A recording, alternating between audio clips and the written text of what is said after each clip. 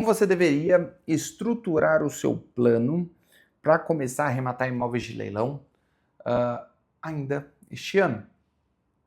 Esses dias eu recebi uma mensagem, na verdade uma caixinha de perguntas lá no Instagram, de uma pessoa que falou assim: como é que eu consigo começar a construir patrimônio do zero?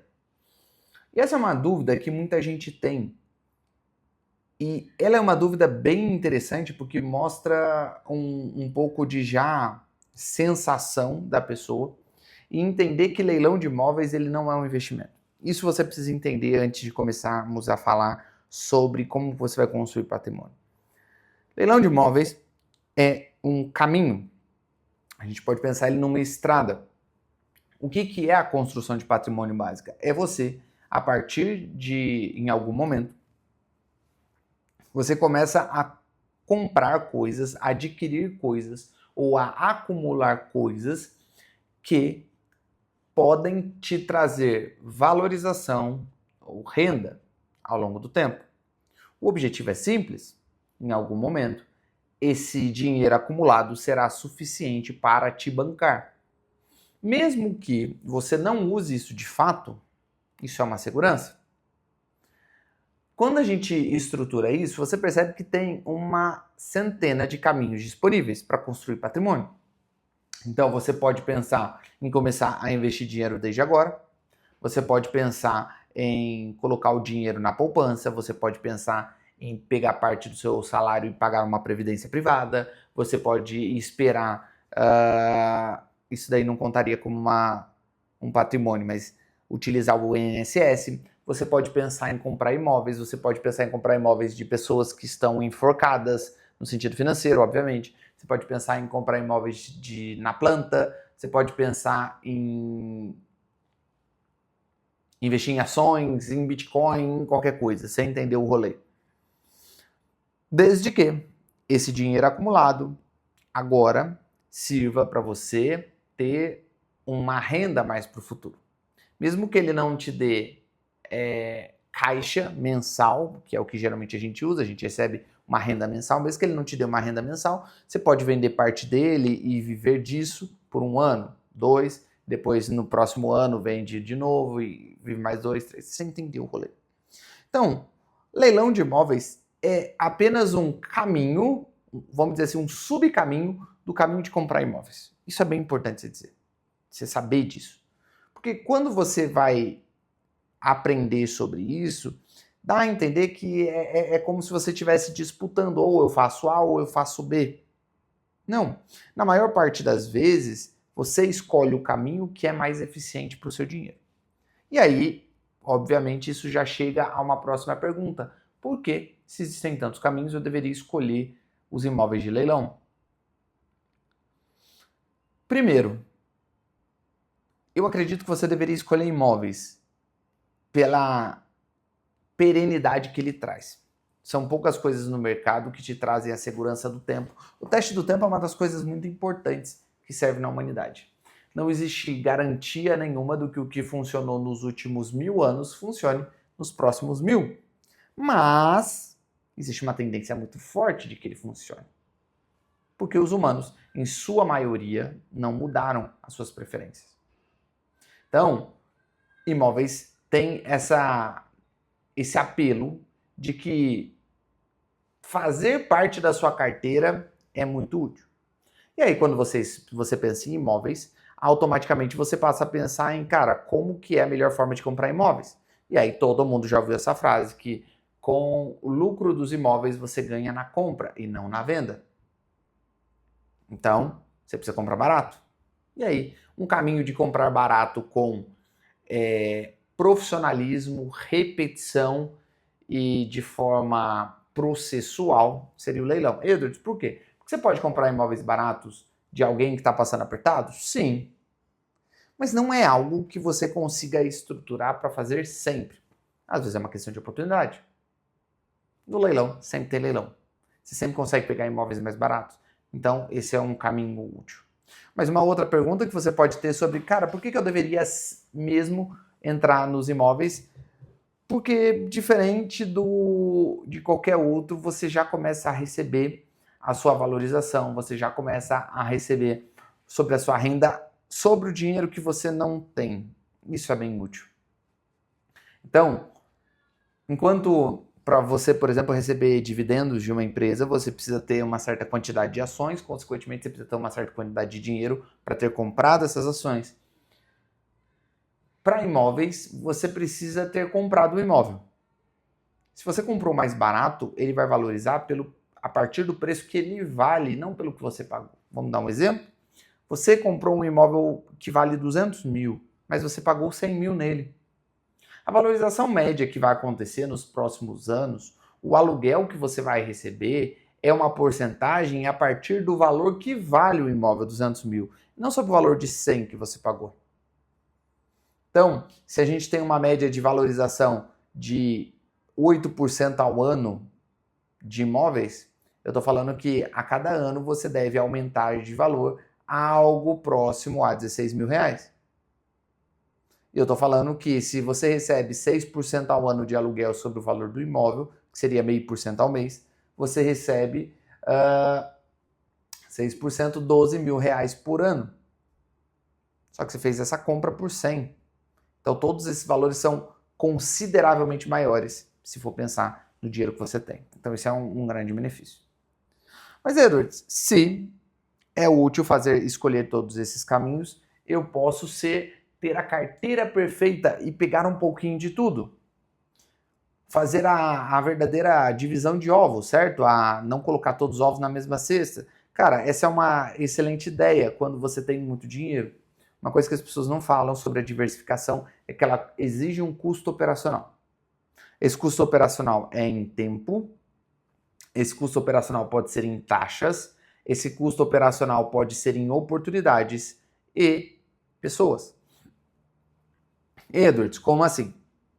Se você tem 1 bilhão de reais e decide distribuir esse 1 bilhão em 10 ativos diferentes, é possível que isso te tome um tempo, mas até aí tudo bem, você pode delegar pessoas, certo? Então você contrata um profissional para cada uma dessas áreas.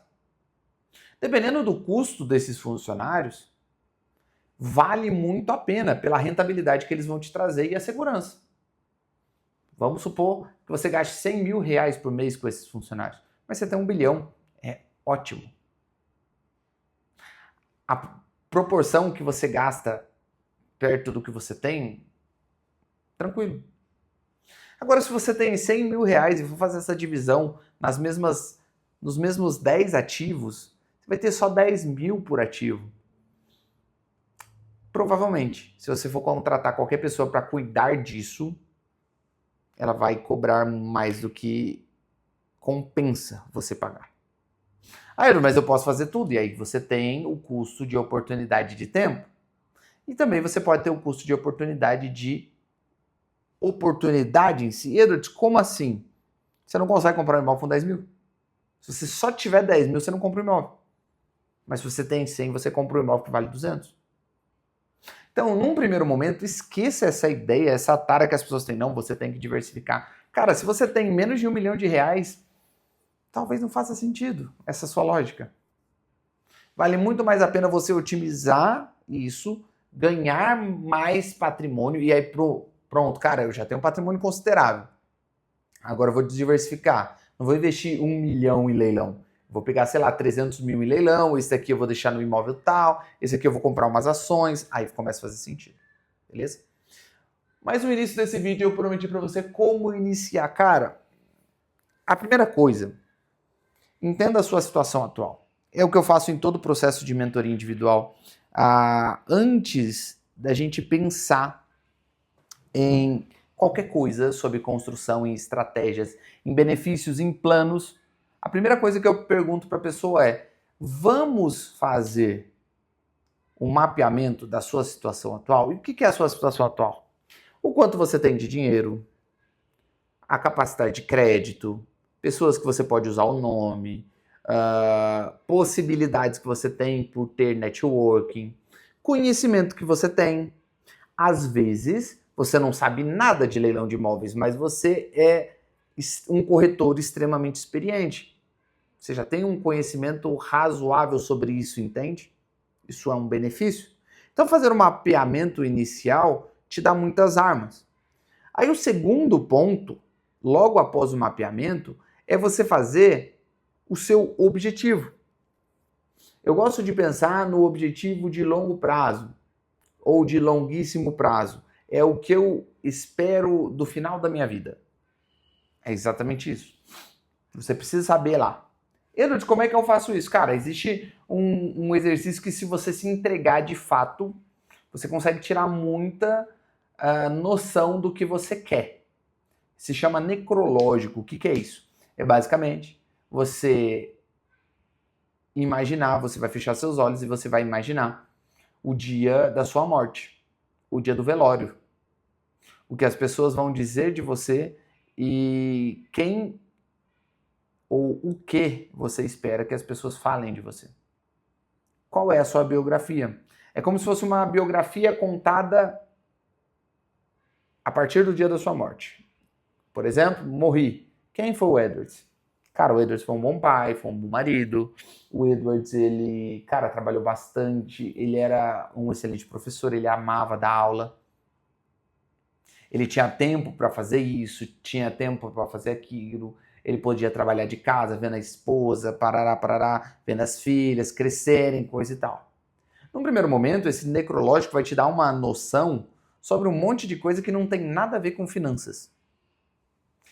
E aí entra na parte do que eu acredito que o dinheiro por si só ele não resolve nada. Ele é um mecanismo para você alcançar alguma coisa. Então toda essa visão que você teve do necrológico, ele precisa de dinheiro.